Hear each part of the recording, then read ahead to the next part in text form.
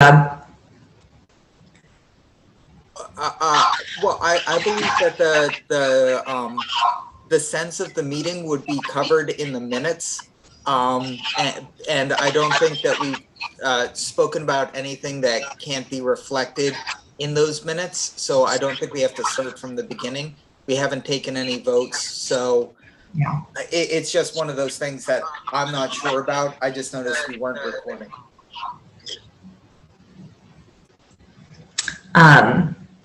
Yeah. I think it wouldn't hurt, Julie, to just read off that preamble, then what Rob said, and then we can continue. Okay, I will. So just for clarification, we started the meeting about 7:42, I think. It's now 7:50. We read the preamble about the remote meetings, and we discussed one agenda item and then realized that we had not hit record. So I'm going to reread the preamble. I'm going to give a very brief overview over what was discussed without going into great detail, but that detail will be reflected in the minutes.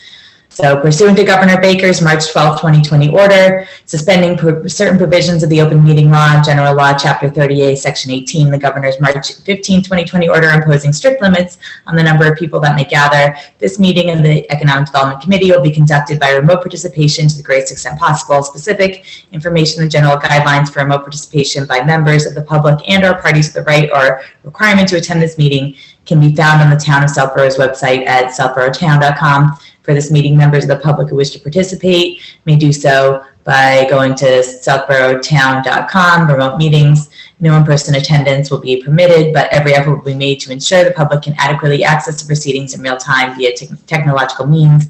In the event we're unable to do so, despite best efforts, we will post on Southborough's website an audio or video recording, transcript, or other comprehensive record of proceedings as soon as possible after the meeting. Our chair is not present tonight. He was unable to attend, so I am stepping up. I gave a very brief status on the proposed downtown bylaw district, with an overview being that we are intending to reach back out and get some open, we have a few open questions for our outside consultants that we're hoping to get answers to very soon. And the next step is that we're tentatively scheduled for a joint meeting of the Planning Board, the Board of Selectmen, the EDC, SHOPC, and any other boards or committees that wish to participate, I believe on June 7th. We'll have more information about that soon. And after that, we will continue to hold open meetings to discuss the proposed bylaw with the goal of bringing a bylaw up to town meeting for vote in the fall. So that's the recap. Thank you for catching that, Rob. Marika, do you want to do the coordinator report? And I'm looking forward to hearing about the one-stop as well. Yes. So for the coordinator report, I guess I sent everyone the EDC newsletter. So I think if we can take a vote on that, I can send that out for April. It's actually the April newsletter. I'll send it out next week if you have any comments, changes.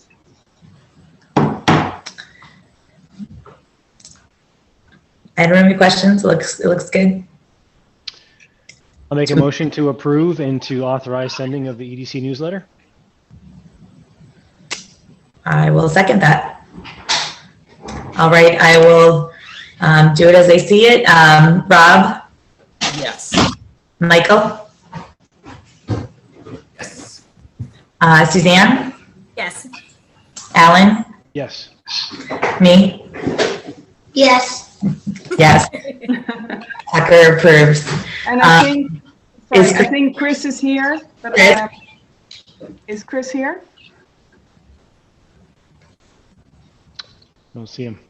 He's mute. Chris, you're muted.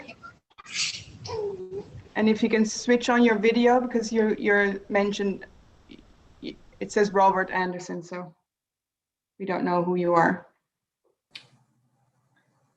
I think that might be Claire. Is it Claire? Okay, maybe. All right, then Chris isn't here. I'm sorry. It's a challenge today. All right. I want them to read it. So next, I just wanted to, I don't have a lot of other details. Should I just go into the one stop? I mean, I put it, it's under discussion, so I'm not sure if you want to cover that first. Yeah, that sounds great. Thank you. So the one stop expression of interest was submitted. We received feedback a couple of weeks ago. Last week we had, or actually earlier this week, we had a meeting. Mark Purple organized a meeting with all stakeholders, and we discussed all the, our feedback and how to move forward. We had submitted 4 different projects, and right now I think we're down to 2 projects that we will submit full applications for. Reason being is that there are different categories, and each town can only be, I guess, granted or given a grant from one category. So we needed to have one planning zoning project, for instance. So right now, we have one infrastructure project, which will be submitted. The application will be submitted by DPW together with capital planning. And then for Route 9, we will submit a application for a zoning review update to include mixed use, as well as, I guess, look at a traffic pattern improvements. The only thing is that the infrastructure part is not included in it. The feedback was that they found it hard to look at the project as one project. They advised us to split it up, or at least create multiple projects for that. So right now we're just applying for the zoning and planning portion of it. And so I'm working on that, and I hope to have a kind of like a draft ready by Monday. I sent everyone the application. If you want to have a look at it and give me any feedback that you might have, then that's most welcome. So Marika, just my apologies. Just one quick question.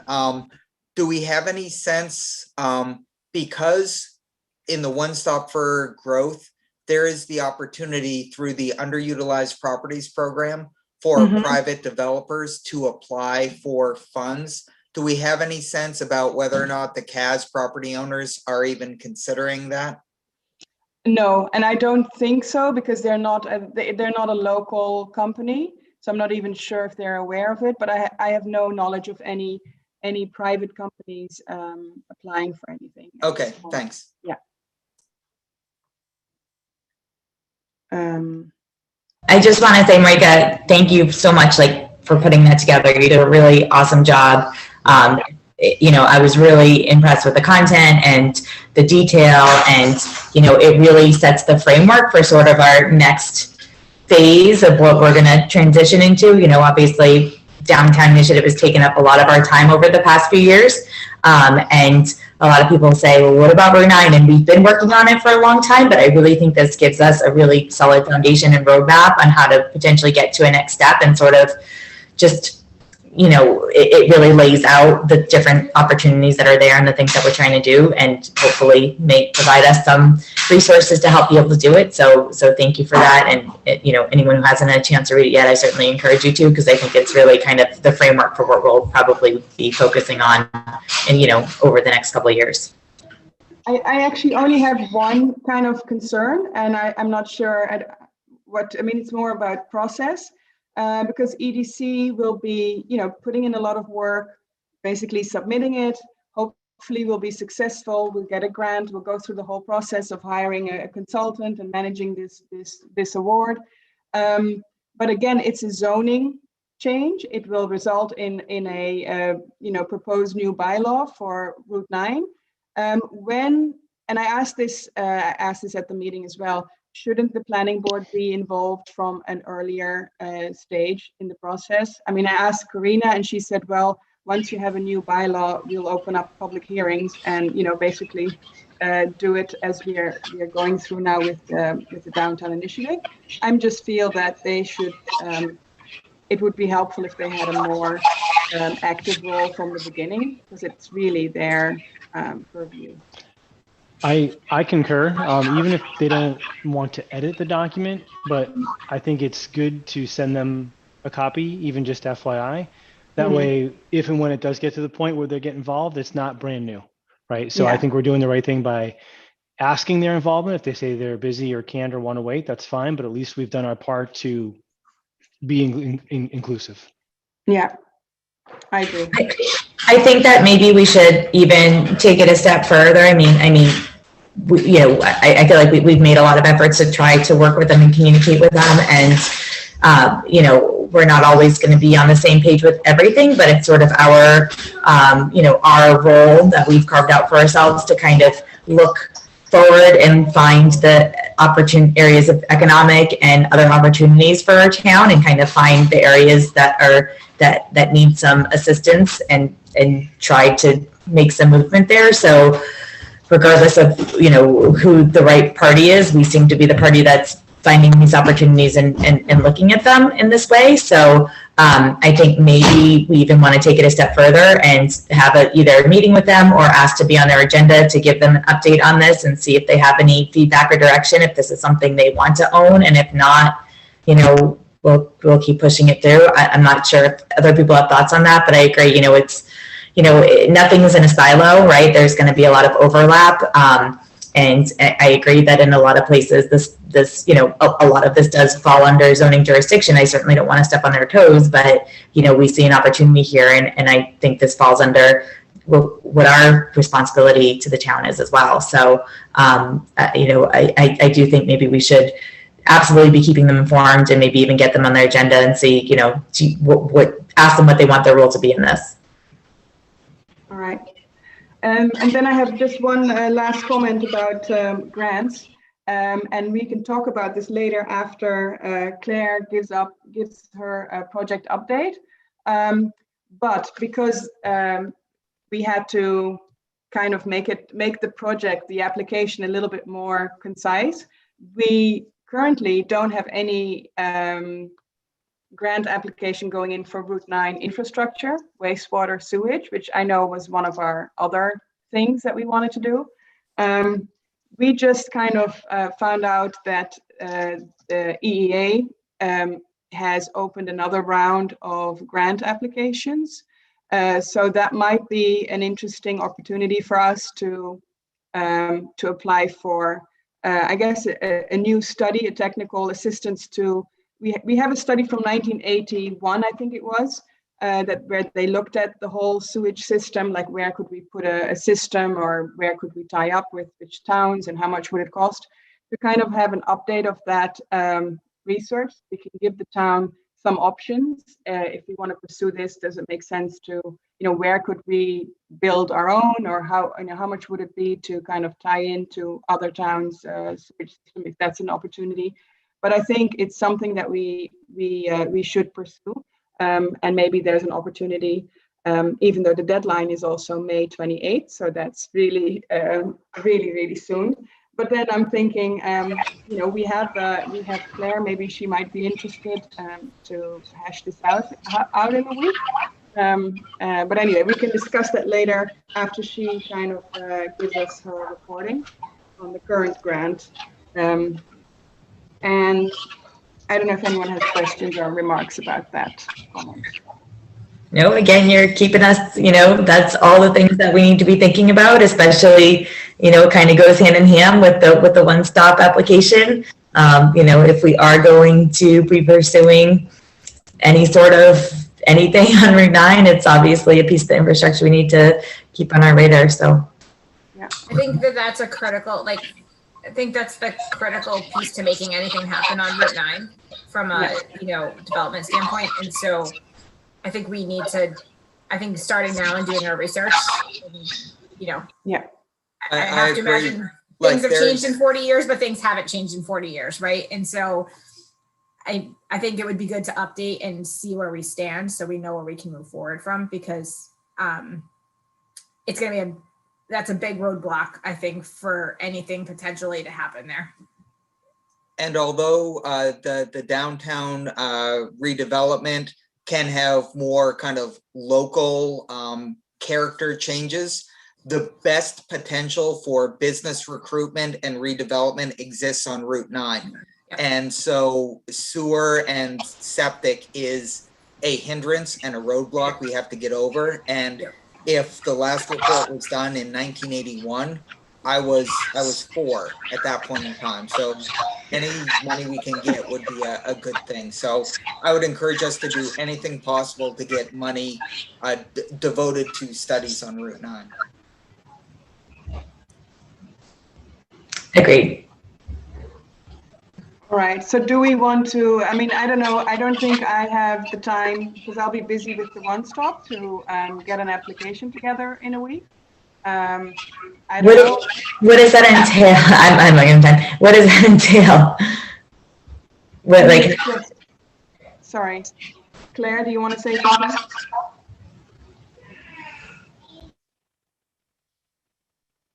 No.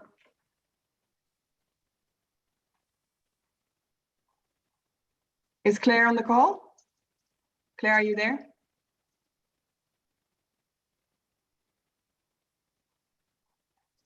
So I don't know. I don't know exactly what it basically we need to submit a whole application, which is kind of similar what we have. You read the One Stop to get all that information together about the project, about what do we want to achieve with it. Who do we want to hire? How much are we going to ask for?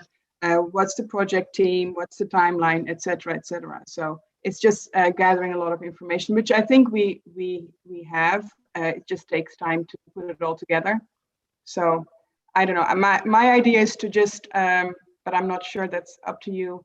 If we could, and if Claire's willing. She's gone through this whole process before. She's already she submitted the former EA grant program. If she's willing, we could contract her and get her started and make sure we submit something next Monday. Or what is it? 28th of May. Hello? Now we can hear you. Claire, are you Nobody there? can hear me. No, now I can hear you. Oh, okay. Oh, it's so frustrating. Yeah. Okay, Well, your so name is Robert Anderson. That's why. So, do you want me to answer the first question that came up? Yes. Okay, so what I can do is I can send you the application that was put together for the first time around, and which was for the downtown and how we got the $50,000. This one, as Marika just explained to you, makes all the sense in the world to take a look at the Route 9 with the sewer. As Rob said, let's add a few years onto when he was 4 and update that a little bit.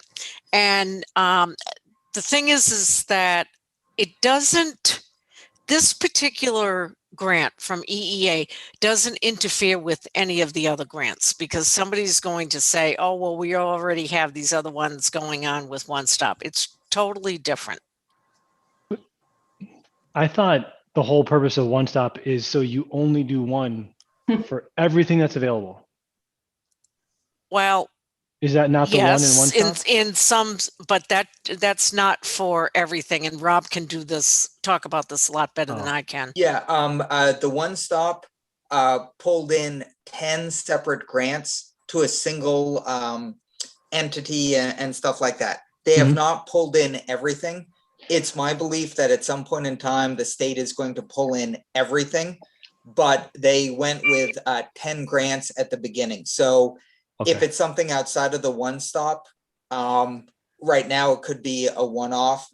Theoretically, it could be pulled into the One Stop in the future. Okay, thanks for that clarification. It's an opportunity that we should not pass up. Sure, agreed. I was just confused about where it fit in the Pantheon of Grants. Yeah. Are you able to leverage a lot of the information that was already pulled together, that Mike pulled together there? Because is a lot of that like either repeat or easily repurposable information? The first grant that was written was done with all of the work that was done specifically for downtown. And what it did was it took in all of the survey information that had been put together as to how we arrived at the fact that the downtown initiative was a viable project. We have not done as such the same on Route 9.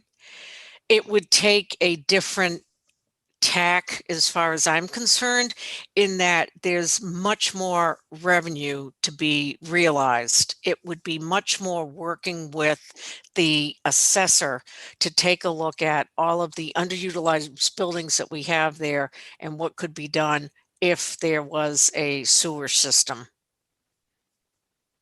Well, and it kind of goes hand in hand with our zoning update, right? I mean, we can update the zoning, allow for more uses, but if we don't address this switch, then we still can't have, for instance, medical labs or housing, or, you know, that will be very cost prohibitive for developers. So, and that's a really important thing to keep in mind, because people are going to get this all confused and say, well, why isn't it, you know, why doesn't it get covered under this? Well, that's not the way it works. So. Yeah, I think that sounds great. So Claire, you want to take this on this week? I am more than glad to. It has to be done by next Friday, which means it has to be in their office next Friday. I feel like I'm having deja vu. Haven't we done this before? You know, anybody want to drive into Boston with me next Friday? No, I read it. You only need to send in an electronic copy, Claire. Okay. Oh, that's right. Yes, I read. Yeah. Okay. Thank you. So, okay, do we have one? So I assume if Claire's doing this, we are paying her as our consultant. Is that correct? Yeah. And I haven't looked at the budget recently. Probably should. Yes, that is correct. We have room in the budget for this? Yeah, we have room in the budget. Okay, are we going to, do we need to vote to allow Claire to do this and engage her as a budget item? And do we have a sort of, is it $50 an hour, Claire? Is that your rate still? Yes. So Okay. Last time around, it was $1,000 for 20 hours to put it together. So somewhere around that, there is money left in your budget. Okay. Don't forget, last week or the last meeting, you had 8,000. There was 2,000 that was allocated for Paul Pazinski. So now you're down to 6. Anything that doesn't get used is going to get returned. Yep, let's do that. And also let's remember that last time we did this, we spent $1,000 and we got 49 back. We got 50 back, right? So we got a net of 49. So I think that shows a good ROI, and I think that's a good track record for you, Claire. So let's try again. Julie, you're making me nervous. No pressure. Now you got to deliver, Claire. Now you got to deliver. And Claire, I'm happy to look at drafts or things like that. You're making me nervous. You can do it. Yeah, it's kind of interesting. This will fold into the next part of talking about the wastewater study and the meeting that I had this week. But I think we have, I've got a couple really good resources to help with this. So should someone make a motion first so we can move on to your update, Claire? That sounds good. I'm not the real chair, so I can make a motion, right? I think so. Someone else want to make it just in case? This is Alan. I make a motion to authorize Claire to assist us with this grant application due next Friday. Want to add in the budget allocation? Can we do all that in one? Sure. How am I amending it? With what phrase? I would say and allocate $1,000 from the EDC budget, or up to $1,000 from the EDC budget at a contract rate of $50 an hour. I make a motion to authorize Claire to assist us with the grant application and authorize $1,000 from the EDC, up to $1,000 from the EDC budget for such services. I'll second that. Okay, I'll go around. Rob, Yes. Suzanne, Yes. Yes. Alan, Michael, and I'm a yes as well, so it passes unanimously. Thank you, Claire, and feel free to reach out. I'm happy to look at drafts and stuff next week if you want. Thanks very much, guys. Thank you. Thank you. Do you want to continue on, Claire, to the wastewater downtown update? Okay, so on the wastewater, Paul Pazinski and I met on Tuesday afternoon with Rob Mushi, who is from Weston and Sampson. We met in downtown. We went over, Rob from Weston had put together his first analysis, his first look at draft, so to speak, of what they think is being proposed. And I can certainly, he provided it in a document. I can certainly provide that to anybody who's interested. One of the things that he had looked at and he talked with Paul and I is about taking in some of the surrounding properties, not just the business village district itself. And in light of some of the things that are planned to be done, that makes a whole lot of sense. After that, we took a ride around so that he could see the properties that were actually available. And one of the things that really stood out to him was the National Grid property. He said, like, it really, really stood out. And I told him what the status of that was. And he is keeping that in his mind. We went and took a look at Tony Kwan's, well, we didn't take a look, we took a look at it from the top. Tony Kwan's 80,000 gallon system, which is underneath, it's between School Street and Newton Street, which is underneath the solar panels right off of School Street. We went down to the stump dump. And the interesting thing was, on the trip down to the stump dump, which I never realized that you could go and drive in, was the pumping station for St. Mark's, and for their whole system that they have. And it kind of looks like a house. Anyway, so we did that. We took a look at, we drove around and took a look at the red 29 Boston Road, and the back of that as possibility of tying in, obviously, to the system. And then we went and did a tour of Park Street. The upshot of the whole thing was, what it did was it gave him the ability to take a physical look at where they can actually now start to figure out how the system could be put in, what kind of system could be put in, and the options that you have. So based on that, today he sent a recap of the visit. And once again, I can send that out to everybody. And they will put in that, it shows exactly what they're going to provide for the rest of this study in terms of their recommendations. Couple key things that we talked about was this whole issue that exists with CSX in terms of putting a sleeve underneath the railroad tracks, which is something that I had talked with Karen Galligan about. Karen was not there, although invited. Mark also too was invited, but it was just really more for keeping everybody included with it, who kind of has a stake with it. So he is going to put together a finalized schedule about when he'll have this within. He's going to put it together the next couple days, and he will have it all finalized by the next couple weeks into the second week of June. Claire, that's a great update, and I also appreciate you making sure that that Karen and Mark are kept in the loop. We'll certainly share information with them. So that sounds very interesting, and it sounds like maybe there's some possibilities there. So what is he going to provide us exactly? Do you know is he going to make some recommendations about different possibilities, or is that?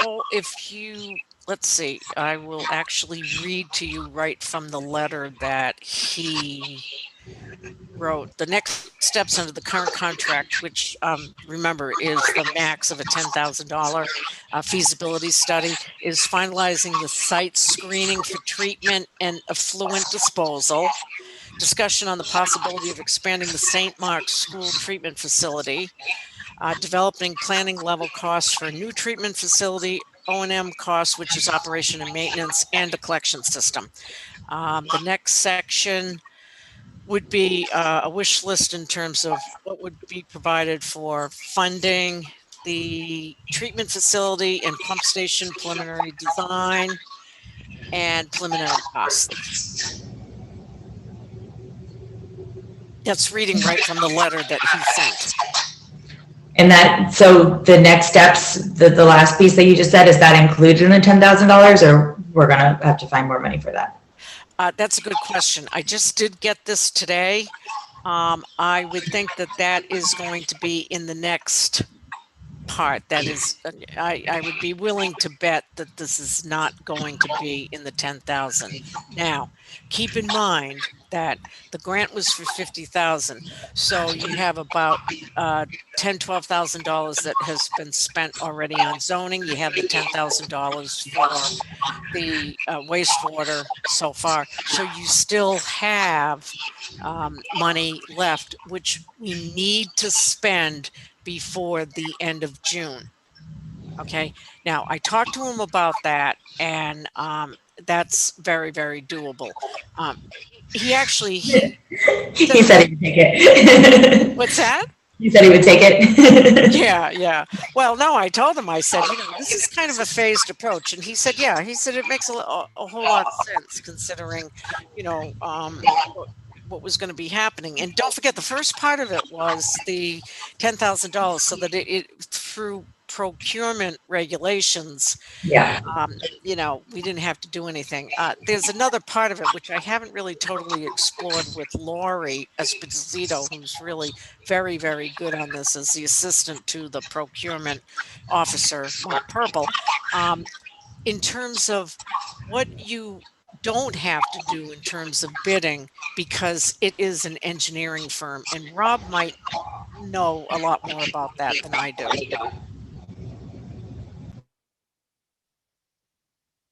I'm sorry, I can't help you there. Okay, that's fine. But Lori will be able to. So because she had already mentioned that to me, and I said, this was a while ago, and I said, okay, let's just do this first phase, and then we'll look at the second phase, the second part of it. But keep in mind, when I'm saying the second part of it, it still is within the first EEA grant. The first 50,000. Yes. So, yeah, because, so I'm just trying to think, so, after this, after he does the site, identifies possible sites, and I assume there's still going to be a lot of design work. Absolutely. Yeah. And things like that before we even, put down a shovel somewhere. Yeah. And that's essentially what he put in with the, the funding, what type of treatment facility, and, preliminary design type of thing.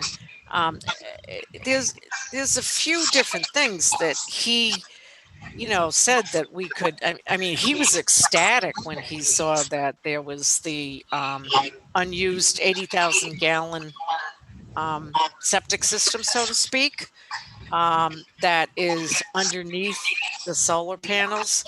And then Paul told him about the issue, the fact that the owner of that nice and clean septic system doesn't only want certain kind of waste,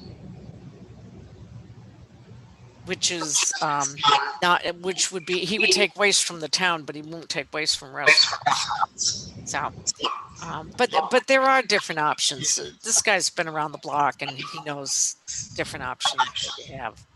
is it worthwhile at some point to have him come and talk to us and sort of explain not at this point, but once he's got a little bit better idea of some different options? Well, I think I mean, if you guys are interested, yeah, I think that as far as keeping the thing going, I'm not exactly sure there's anything that, I mean, you can read the documentation that he's put together. I don't know that unless somebody has some real septic questions, I don't that Paul Pazinski wouldn't come up. I'm not exactly sure that it would serve any purpose, but certainly. You know. Just trying to think. I just want to make sure that everyone's aligned as far as like the issue with the existing one, which wouldn't support restaurants, but also that doesn't quite align with what we've been talking about, which is that we want restaurants. So maybe that takes care of part. But not all. Actually, that's a very good question, because what I brought up with them is how this thing first came about. And I said, if you want to entice builders to come in or developers to come in and put restaurants in and put small cafes, etc., I said, this is the reason why we are doing this. Paul told him that don't count on everybody who lives in the neighborhood, so to speak, jumping in to say, yeah, I'll spend $25,000 to hook up to the system, because that in fact is not the case. There's a very low failure rate of septic systems in that area, and they are only found out when they are inspected, which typically happens when there is a house sold. But other than that, there's no incentive. And I told him, I said, you can't develop something considering that everybody's going to jump into it. The only way that would happen, and Paul agreed with this, is that if the EPA came down and said, okay, downtown Southborough, like they did in Weston. Oh, I didn't know that.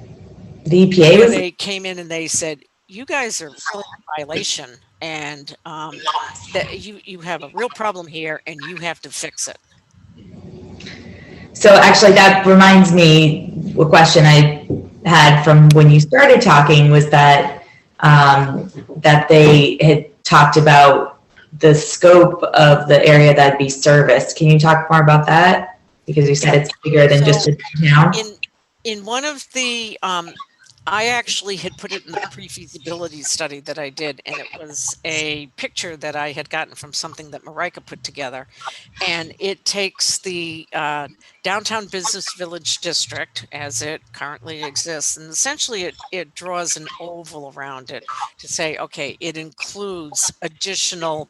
When we refer to the downtown, people refer to, for example, maybe like where B lives, I can't think of, the community house, and refers to some of the places that go up along Newton Street, which are not actually, in fact, all the way up to the medical center.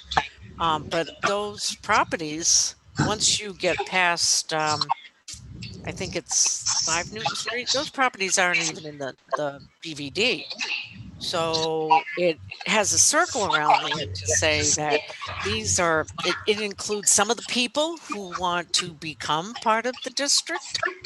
So for example, East Main Street and Boston Road, that property, the Park Street, etc. So it's not just the plots that are in the business village district. Does that answer your question? Yes, but those obviously, to the extent they're private residences, that would be optional tie-in at their cost, right?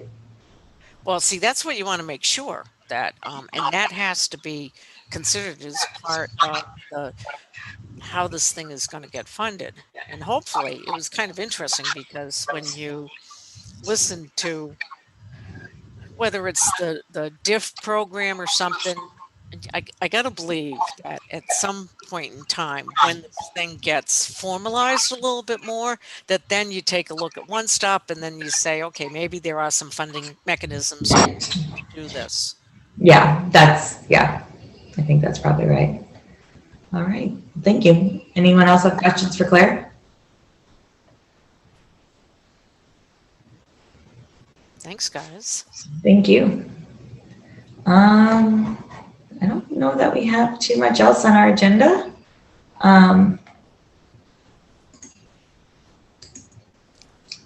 There was fifth quarter reporting. Oh, thank you. So just a little bit about this. This is kind of a little bit of a toughie.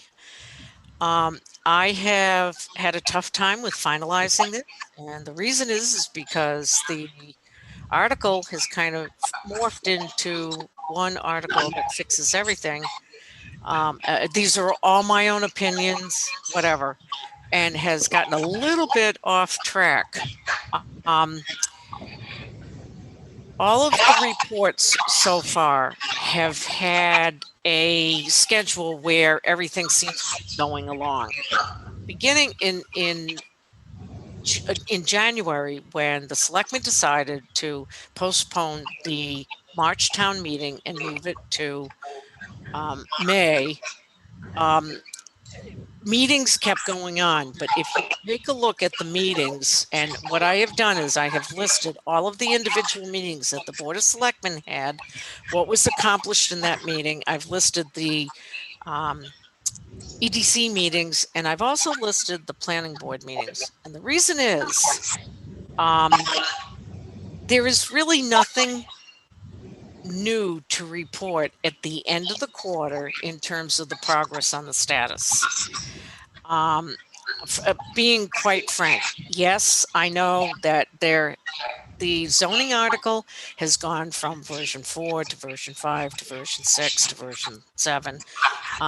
But my concern is how to keep it in a positive note, and also be quite and not exaggerate or leave anything out, because that's not going to do the town any good. Well, I mean, the planning boards continue to have, throughout this quarter, the planning boards continue to have hearings. We've continued to talk about it at our meetings. We've continued to, be in touch with our consultants. We've been reaching out to the individual. Understood. I don't think nothing's been going on, and now we also have next steps for hopefully having a further joint meeting that hopefully will take care of the last handful of issues in just a couple of weeks. So one question that I have, and I think it's very important to include in the report so that we're really being straightforward, is Judy Barrett still involved with the program? And then on top of that, it looks, she stated that she has done as much as she can, but it looks like she's still planning on being contacted. So something here is not making sense. It's extremely difficult for me, folks, because I have not been copied on all the email conversations. So that's all I'm going to say for right now. If anybody wants to contact me and talk about it more, it's just the guy who is the director from EEA has sent me several emails saying he's very impressed with the depth of the reporting that I have done. And I appreciate that, but I want to make sure that I keep that going, but also that the town in their reporting is being straightforward in terms of the progress. Now, saying that, you have to understand that the money for this dealing with zoning has to be spent by the end of June. The town meeting that this has been postponed to is in October. So in other words, unless some things happen during the public hearings in June, which are not scheduled, as yet. There could be essentially a gap. Yeah, great. I mean, anybody can go and take a document and make changes in it. I think from the standpoint of having professional experience, there may be a gap here. Yeah, Claire, I think that's a really good point about, the potential gap of maybe, 3 months even between when the grant money runs out and when we bring our article, hopefully, to a fall town meeting. Mm-hmm.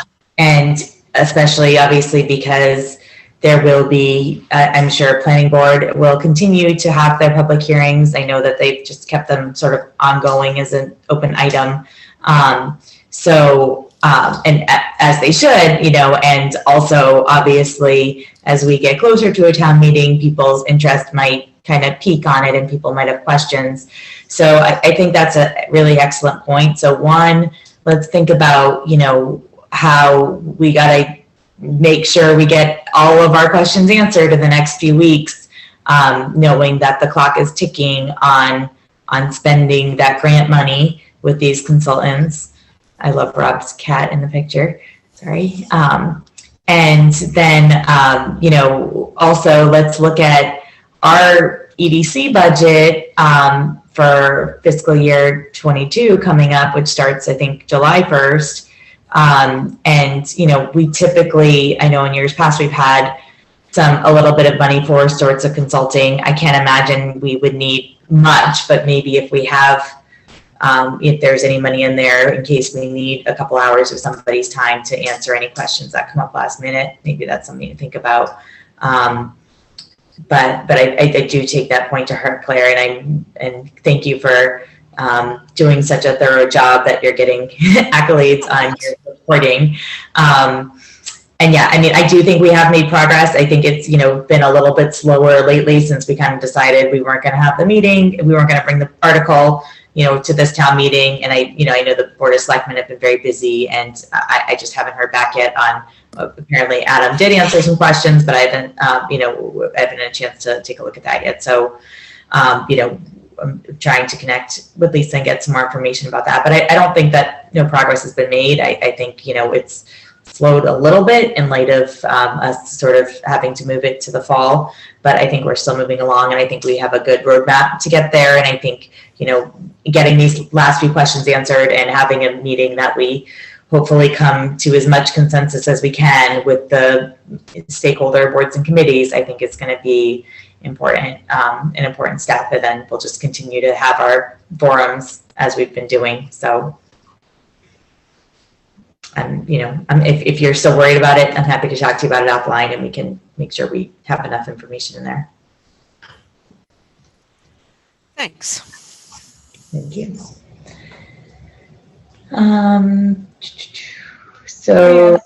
Sorry, I have one other topic under discussion. Sorry, Julie, No, interrupt. I just want to say that the Shared Streets and Spaces grant, all the equipment has been installed. So all the tents are back in use. The picnic table has been installed outside of the House of Pizza, the bike racks and everything. The only issue I have currently is that the planters, we had money from the grant to kind of fill the planters with plants. We've had some volunteer residents who kindly donated plants to kind of plant for the new season in the spring. But right now I don't have a organization or anyone. I asked around, I asked Mark Purple, I asked DPW if they had any beautification budget, but I guess the town doesn't have that. So I just wanted to throw this out at the EDC to see how we can, if we have a beautification budget for maybe the business areas, or I mean, if we want to bring this up to Board of Selectmen, that the town should have something, because we need to keep these things looking pretty. So that's a little bit of a problem. So that's a great question. Yeah, I mean, I wonder how other towns do that. I mean, I feel like that's something that if there was like a little business district, that they're a little Betterment Fund would take care of that. But we obviously don't have that. Rob, Yeah. do you have thoughts on Maybe how? just something to think about. I don't know. Maybe Rob, you want to say something? Sorry. My apologies. I was just going to the Shared Streets website to try to get myself re-familiar with it. I suppose one of the other questions I had is it opening up again this year? And maybe there's the opportunity for us to apply again. That was kind of what was running through my mind where I went there. So I didn't follow all of the steps for it. Yeah. What I do know is that when I was working for a municipality that applied and received the money, their goal was for every municipality to spend as much money as possible, and that anything tangentially related to the overall goal could be eligible. So I'm not sure if anything that we have in place could be used to use up the remainder of the funds that we have. Yeah, at this, I don't know if I understand you correctly, but at this point we don't have any money left from the grant as such, because we did, yeah, that's what we did initially spend money on, you know, on the planters, including the plants and the potting soil and whatnot. But I guess it's an annual thing that these plants need to be refreshed and maintained. So I have volunteers who are willing to maintain it, but I just don't have an organization or a club or anyone who's willing to buy plants every year. So. I wonder if any of our local, you know, flower shrubbery shops would want to do it with, like, as a little advertising thing, and we could put a little plaque like donated by whoever. I don't know if that's. Yeah, so I mean that's one thought. We have like one flower shop left, so we could ask. But yeah, it's just something we need to think about, because it's kind of a thing. Maybe at a later date. Yeah. I don't know if there'd be any problem with that, but I think that's something we could look at. We could try that. I don't know, sell EDC t-shirts for town beautification, something like that. I don't know. Put out a little jar. Yeah. So, that's, I think, let's see, there's one. That's all I have. Okay. All right. So, administrative business, election of committee officers, and renewal of term. Who's up? Some of you are up. I'm gonna want John to do this. You're rejoining, right? Or last time we were up, right? Nobody's leaving. I am. I emailed John earlier, but I haven't had a chance to talk to him yet. Suzanne! I know. I need to refine some balance in my life at the moment. I am 1,000% overcommitted right now. I understand. When I started this, I wasn't planning on a third child. So I'm not going anywhere, but I'm way too overcommitted right now. I understand. I'm really sorry to hear that. We will certainly miss you on the committee. All right, so we are back to down a member. So please, put out your feelers to anybody who you think might be interested and willing to kind of pick up the reins. Suzanne, you sort of filled like a different angle that was really helpful for us to have with your breaker perspective. So, we might still call on you, and you know where to find me. But we don't have to do this now, do we? Or do we have to do this now? Are we up? I just was putting all you on the spot, and you're not allowed to go anywhere. So, Are we putting in a motion? Oh, that's what I'm asking. Do we have to do this now, or what's our sitting in a chair?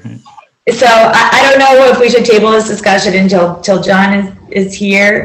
Clearly, we need to have with Suzanne stepping down, and John's been the chair for a year now, and I know he's got some stuff going on, and he's looking to to maybe, let go of the chair position for the time being.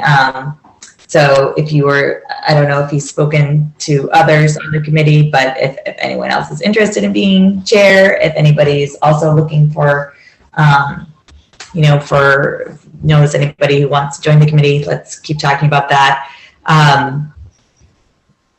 Unless somebody's really interested in being chair and wants to talk about it now, let me know. But otherwise, I think we table this until we have a full committee. Thoughts? I'd agree. I agree with tabling and also making sure everyone can connect in with both voice and video to make for a robust conversation. I think that's right. Let's approve some minutes. Claire got us all cut up from, she circulated, I think, the last one earlier this afternoon. Does anyone have questions or comments?